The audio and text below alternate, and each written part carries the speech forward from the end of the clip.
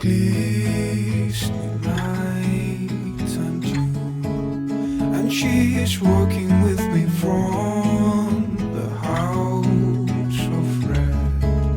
I hear a child crying, foxes heading home. Their prayings from their jaws and